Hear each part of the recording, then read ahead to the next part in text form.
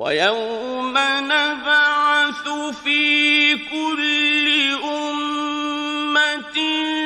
شَهِيدًا عَلَيْهِم مِّنْ أَنفُسِهِمْ وَجِئْنَا بِكَ شَهِيدًا عَلَىٰ هَٰؤُلَاءِ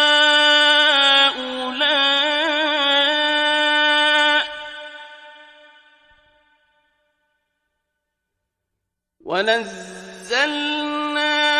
عَلَيْكَ الْكِتَابَ تِبْيَانًا لِّكُلِّ شَيْءٍ وَهُدًى